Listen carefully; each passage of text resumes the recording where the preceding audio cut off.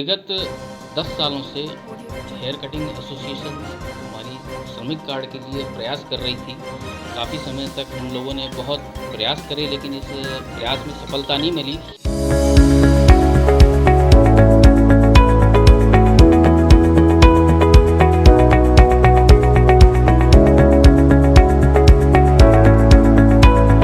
नाम राकेश कुमार भट्ट है और मेरा राजस्थान JN सिविल डिपार्टमेंट में सिलेक्शन हुआ है और मैं आर्यभट्ट कॉलेज ऑफ इंजीनियरिंग का स्टूडेंट रहा हूँ। और मैं मेरी कामयाबी के पीछे आर्यभट्ट कॉलेज का योगदान रहा है। प्रिंसिपल सर और डायरेक्टर सर, इन सबका मैं मेरे तहे दिल से धन्यवाद देना चाहता हूँ।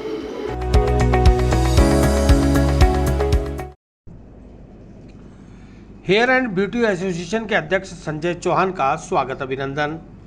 Hair and beauty service sector से जुड़े हजारों परिवारों को सरकारी योजनाओं का लाभ दिलाने के लिए प्रधानमंत्री मोदी और श्रम रोजगार मंत्री भूपेंद्र यादव का जताया आभार। पंचशील स्थित के लुक्स हेयर सैलून पर स्वागत और धन्यवाद समारोह का आयोजन किया गया। समारोह में हेयर एंड ब्यूटी एसोसिएशन के अध्यक्ष संजय चौहान का एसोसिएशन के कार्यकर्ताओं, सदस्यों और पदाधिकारियों द्वारा फूल माला और ढोल धमाके के साथ स्वागत किया गया। संजय चौहान ने बताया कि hair and beauty service sector से जुड़ा हुआ उपक्रम है। इस सेक्टर में विगत 2 सालों से कोरोना के कारण बेहद गंभीर स्थिति बनी हुई है।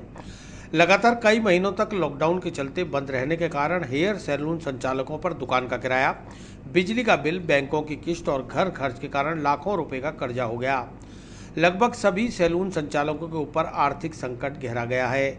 ऐसे में तकरीबन 3000 लोगों का लिखित व हस्ताक्षरित मांग पत्र राज्य व केंद्र सरकार को सौंपा गया, जिसमें हेयर सैलून संचालकों के लिए शॉप एक्ट का लाइसेंस शुल्क को माफ करने, MSME के तहत ऋण प्रक्रिया को सरल बनाने, मेधावी बच्चों के लिए निःशुल्क शिक्षा का प्रावधान, छात्रवृत्ति योजनाओं में हेयर सैलून इंडस्ट्रीज के बच्चों को शामिल करने, बड़ी बड़ी सरकारी आवासीय योजनाओं में प्रत्येक 500 प्लाट या फ्लैट पर एक सैलून की शॉप का प्रावधान रखने, राष्ट्रीय राजमार्गों पर निःशुल्क सैलून शॉप के लिए जमीन आवंटित करने, इसके अलावा एसोसिएशन का विभिन्न प्रकार के श्रम एवं रोजगार कार्यालयों के साथ संवाद स्थापित करना इत्यादि मांगों का ज्ञापन दिया गया।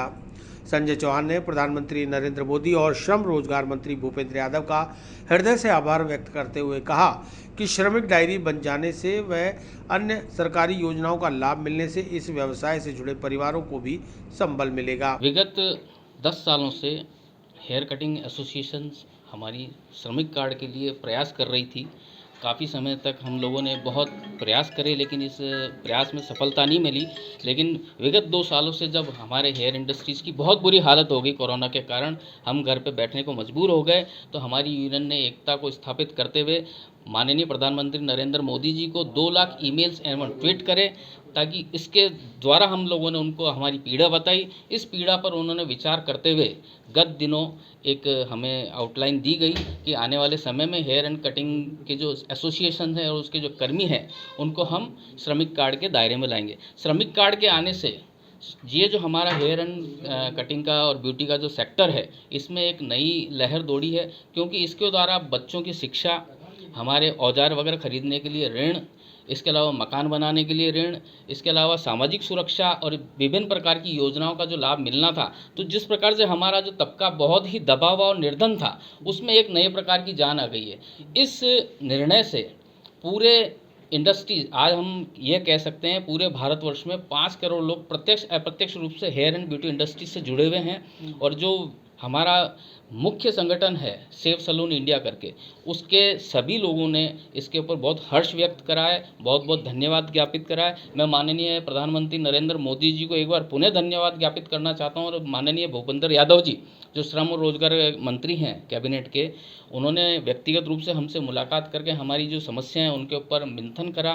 5 मिनट का हमें पूरा समय दिया और उन्होंने आश्वासन दिया कि आने वाले दिनों के अंदर आपकी ये सारी समस्याएं हम सॉल्व करेंगे, और जो कुछ भी समस्याएं बाकी रहेगी उसके लिए भी हम आगे आपको बुलाएंगे। आज समाज ने आपका स्वागत किया क्या? जी, समाज सदा से हमारा सर्वोपरि रहा है। समाज हमारी एक इकाई होती है जिसके अंदर हम पले बड़े होते हैं, और हमारी इच्छा है कि हमारा समाज भी दूसरे समाजों की तरह आगे तरक्की करे, आगे वैभव बने और बच्चों का जो भविष्य उज्जवल बने। तो समाज का तो मैं बहुत ऋणी हूँ और बहुत बहुत आभार और धन्यवाद ज्ञापित करना चाहता हूँ माननीय मनोज जी का, राम अवतार जी का, अनिल जी का, सभी साथियों का, बद्रीलाल जी का, सारे सीनियर्स कार्यकर्ताओं ने पूरे कार्यकाल के दौरान मुझे बहुत सहयोग दिया।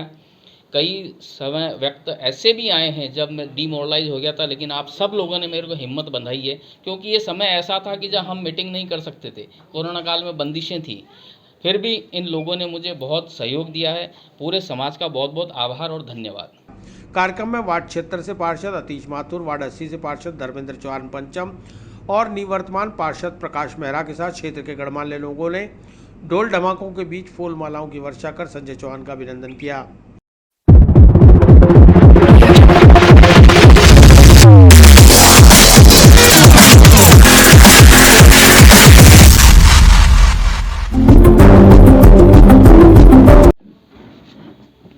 आज बड़े हर्ष का दिन है एक समग्र सैन समाज नाई समाज के लिए कि केंद्र सरकार द्वारा इस असंगठित क्षेत्र को एक श्रमिक डायरी का जो तोहफा उन लोगों ने दिया है, जिससे कि जो केंद्र सरकार की विभिन्न योजनाएं जो आती है श्रमिकों के लिए, उससे ये समाज भी लाभान्वित होगा। तो निश्चित रूप से इस समाज के लिए एक बहुत बड़ी उपलब्धि है और इस मुद्दे को उठाने के लिए मैं संजय जी को और इनके सबको साधुवाद देना चाहूँगा कि इन्होंने एक बहुत अच्छा मुद्दा उठाया और पूरे समाज की भलाई के लिए।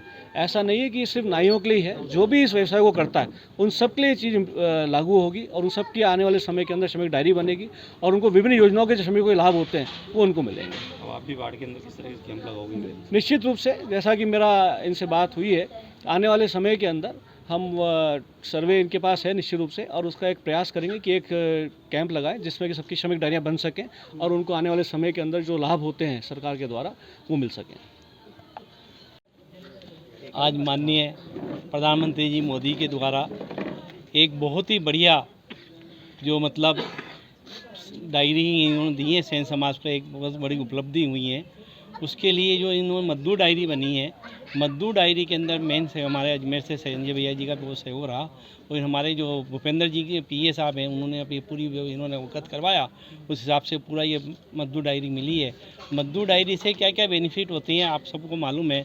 मजदूर डायरी बनाना अपने आप में एक बहुत बड़ा मतलब कारण रहता था। अगर कोई भी मजदूर है तो अगर उसको जो भी उपलब्धि है या वो भी सुविधाएं वो नहीं मिलती जब तक उसके पास मजदूर डायरी नहीं होती है। मजदूर डायरी के लिए आप देखते हैं कितनी परेशानी है। मात्र एक ठेकेदार होता है जिसको ये पावर होता है, वो भी गवर्नमेंट को होना चाहिए।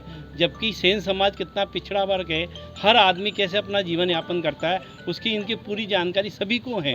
तो ये अपने आप में उपलब्धि है कि सेंट्रल गवर्नमेंट ने हमको ये उपलब्धि दी है कि आप इनके सेन समाज की सबकी डायरियाँ बन रही है और डायरी से जो आगे वाला उनको बेनिफिट मिलेगा वो अपने आप में एक बहुत बड़ी उपलब्धि और बहुत बड़ा समाज को एक तोहफा है। और हमेशा देखा है कि मोदी जी ने कैसे कैसे काम किए हैं, उसी काम के अंदर एक ये कड़ी इन्होंने जोड़ी है।